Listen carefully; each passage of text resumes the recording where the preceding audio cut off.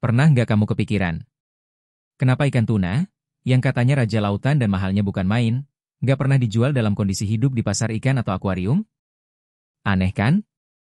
Padahal ikan lain seperti lele, gurame, sampai lobster aja bisa kamu beli hidup-hidup. Tapi tuna? Nggak pernah.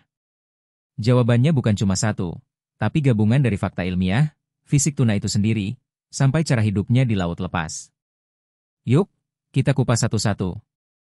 Pertama, kita bahas dari ukuran dan kekuatannya. Ikan tuna itu beda dari kebanyakan ikan.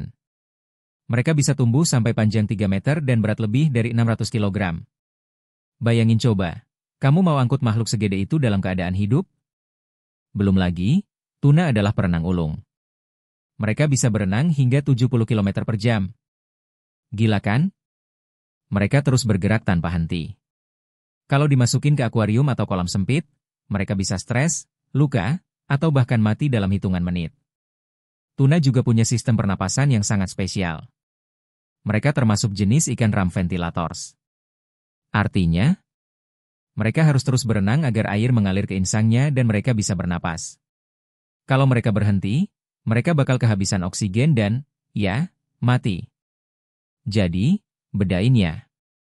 Ikan biasa bisa diam di kolam dan tetap hidup. Tapi tuna, mereka hidup untuk berenang, dan berenang untuk hidup. Gak ada waktu buat santai-santai. Selain itu, secara ekonomi, memelihara tuna hidup-hidup itu super mahal. Bayangkan kamu harus punya tangki raksasa, air laut berkualitas, sistem oksigen yang canggih, dan tenaga ahli hanya untuk menjaga tuna tetap hidup. Itu pun belum tentu berhasil. Banyak tuna yang stres dan mati dalam transportasi meskipun semua sudah dipersiapkan. Makanya, daripada buang-buang biaya dan risiko tinggi, nelayan lebih memilih untuk langsung mendinginkan tuna setelah ditangkap.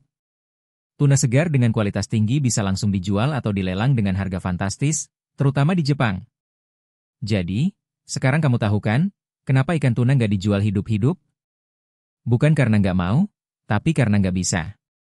Dari segi fisik, cara bernapas, sampai biaya logistik, semua bikin tuna terlalu istimewa untuk sekadar dipelihara hidup-hidup.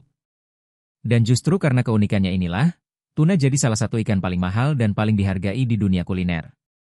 Tuna bukan cuma ikan, tapi legenda laut lepas. Oh iya, satu hal lagi yang sering dilupakan, habitat alami tuna itu ekstrim banget. Mereka hidup di lautan lepas yang dalam, luas, dan suhunya bisa berubah-ubah. Ikan ini bukan tipe yang betah di perairan dangkal atau kolam buatan manusia. Mereka butuh ruang untuk menjelajah dan suhu yang stabil sesuai kebiasaan migrasi mereka. Karena tuna adalah perenang jarak jauh. Mereka bisa berpindah ribuan kilometer dari satu samudra ke samudra lain dalam satu musim. Coba bayangin, makhluk seaktif itu kamu taruh di bak plastik? Bisa-bisa dia malah stres berat dan langsung tewas.